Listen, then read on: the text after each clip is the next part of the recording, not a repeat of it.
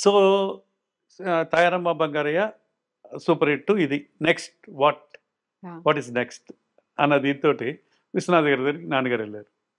Sir ఇది మీరు చెప్పారు కదా ఒక సినిమా చేసాం అది సక్సెస్ అయింది.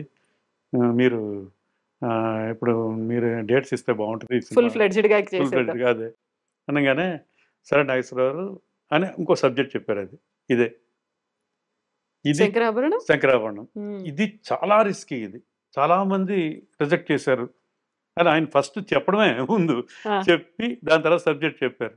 లేదంటే నేను మనం చేస్తున్నాం ఈ సినిమా అన్నారు. ఒకసారి ఆలోచించుకోండి నాగేశ్వరరావు, ఎందుకంటే పెద్ద పెద్ద నిర్మాతలు ఇదయ్యారు.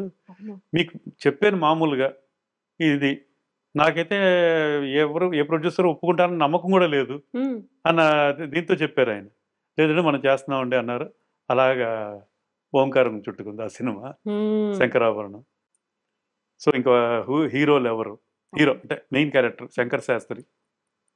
అంటే ముందు శివాజీ గణేషన్ గారిని అనుకున్నారు, కృష్ణరాజు గారిని అనుకున్నారు, అందరిని. తర్వాత విశ్వనాథ్ గారే అన్నారు ఇది ఏ ఇమేజ్ లేని ఆర్టిస్ట్ చేస్తేనే ఆ క్యారెక్టర్ నిలబడుతుంది, లేకపోతే ఆర్టిస్ట్ కనబడతారు, అలాంటిది ఏదో ట్రై చేద్దాం మనం అని అన్నప్పుడు బాలు సుబ్రహ్మణ్యం గారు రారా కృష్ణయ్య అనే సినిమా ఒకటి చేశారు అప్పటికి. దాంట్లో ఆయన యాక్ట్ చేస్తున్నారు, ఒక సోమయాజులు గారు. మా దీంట్లో యాక్ట్ చేశారండి ఆయన. చాలా బాగున్నాడు, మీరు మనం అనుకుంటున్నట్టు శంకర్ శాస్త్రి గారి క్యారెక్టర్ చాలా సరిపోతాడు అనగానే ఆయన సినిమా చూడడం జరిగింది. చూసిన తర్వాత ఆయన్ని టెస్ట్ చేద్దామని నాన్నగారికి తీరా చూస్తే ఆయన మా నాన్నగారు వీళ్ళందరూ కలిసి నాటకాల వేసిన వాళ్ళు బాగా ఫ్రెండ్స్. వాళ్ళ బ్రదర్ రమణమూర్తి గారు వీళ్ళందరూ నాన్నగారు బాగా క్లోజ్. వీళ్ళందరూ నువ్వు అనుకునే ఇదే చనువు. అదే ఆయనేమో అప్పటికే గవర్నమెంట్ సర్వెంట్, ఒక పెద్ద రేంజ్ దీంట్లో ఉన్నవాడు ఆయన. బ్యాంక్ కాదండి. సో ఇది రెవెన్యూ ఏదో.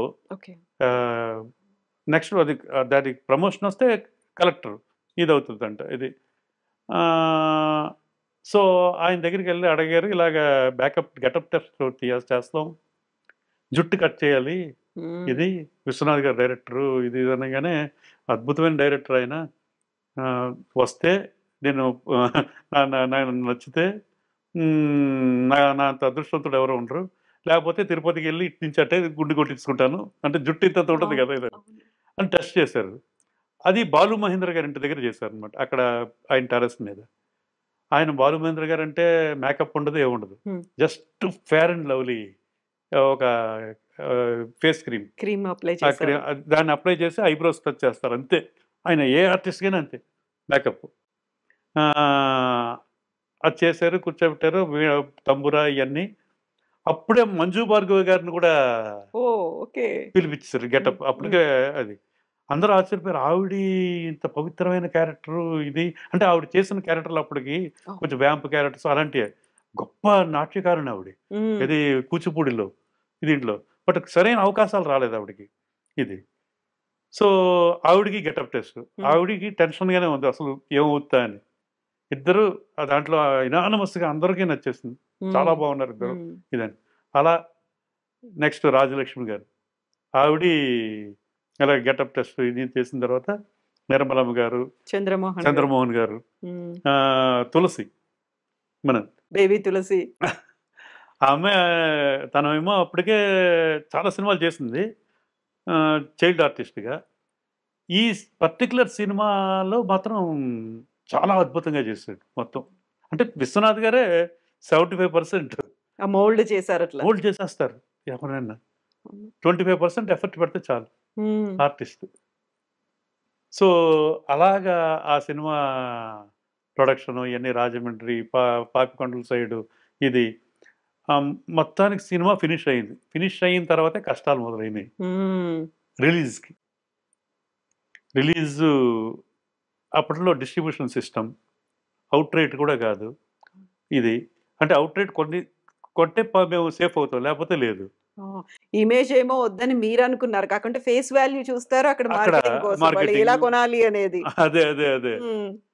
సో అవుట్ రేట్ ఇది. సినిమాకి అయిన బడ్జెట్ 12 lakhs మొత్తం. ఆ సినిమా.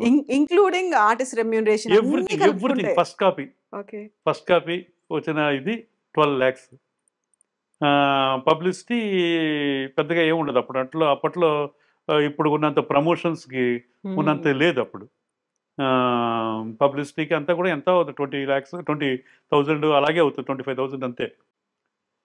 ఆ కాపీ వచ్చిన తర్వాత ఒక్కొక్క డిస్ట్రిబ్యూటర్కి చూసి అద్భుతం సినిమా అద్భుతం అని చెప్పేసి వెళ్ళిపోయేవారండి. అసలు ఒక్కళ్ళు కూడా తీసుకోవడానికి భయపడేవారు అందరూ. అంటే రిస్క్, సినిమా అద్భుతంగా ఉంది, ఆడడానికి ఛాన్స్ లేదన్న దీంతో వెళ్ళిపోయేవారు.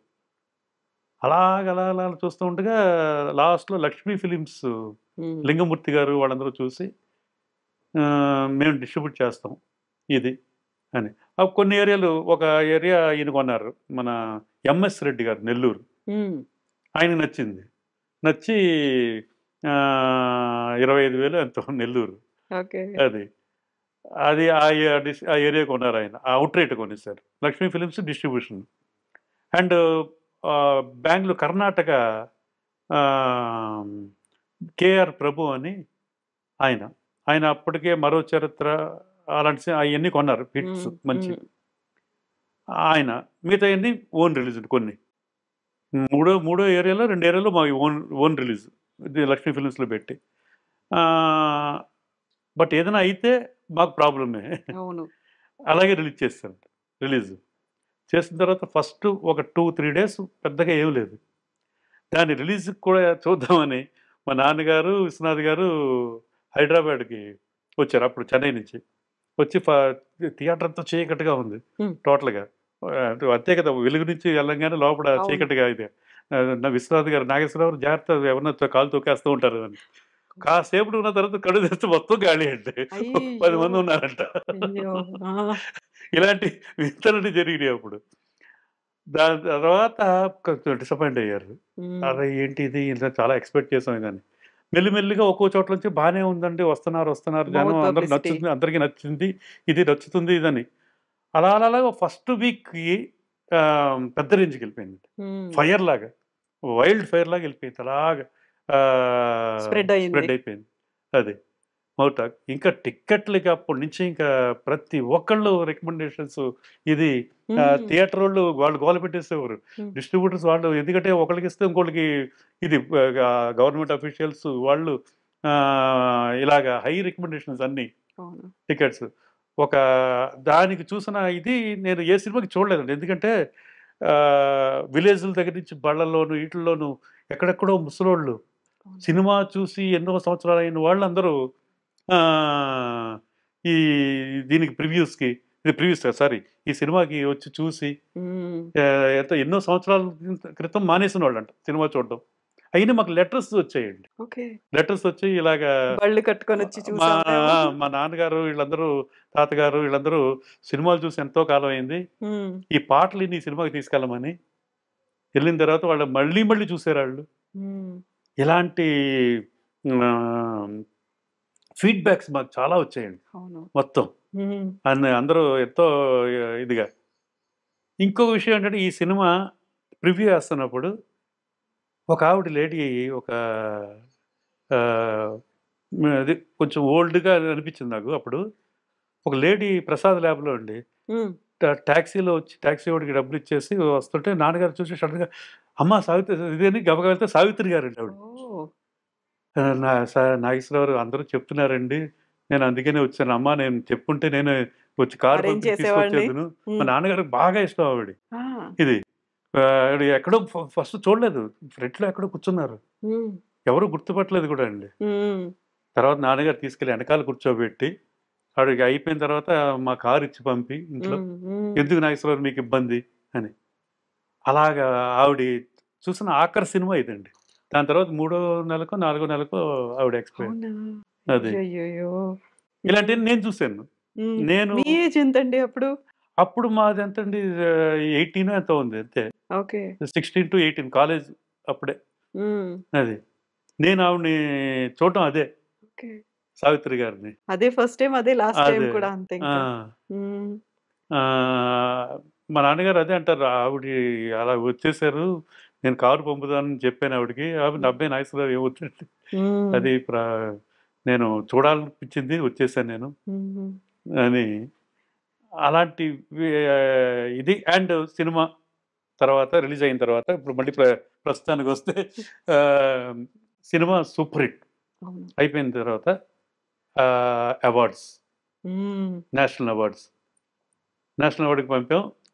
బెస్ట్ ఈస్థెటిక్ వాల్యూస్తో ఉన్న మాస్ ఎంటర్టైనర్. అది మాస్ సినిమా అయిపోయిన తర్వాత అది క్లాసికల్ నుంచి అలాగా దాని గోల్డ్ మెడల్ ఫస్ట్ తెలుగు మూవీకి అదే. Then best music director KV Mahadevan గారు. ఎస్పి బాలసుబ్రహ్మణ్యం గారికి first time national award. Singer Vani Jayaram గారికి 4 నేషనల్ అవార్డ్స్. అది కాకుండా ఇంకా ఎన్ని వేరియస్ అవార్డ్స్, ఇంకా ఫిలింఫేర్ అని, ఇలా కళాసాగర్ అక్కడ చెన్నైలో, అండ్ ఇలా చాలా చాలా సాంస్కృతిక అవార్డ్స్. అండ్ రష్యాలో రిలీజ్ అయినటువంటి రష్యాలో రష్యన్ భాషలో డబ్బింగ్ అయింది. అది కొన్నాళ్ళు పోయాక అయింది. అప్పుడు ఒకేసారి 5-6 సినిమాలు అయినాయి అనమాట పూర్ణోదయాల్లో. అవన్నీ పూర్ణోదయ పిక్చర్స్. పూర్ణోదయ అన్ని.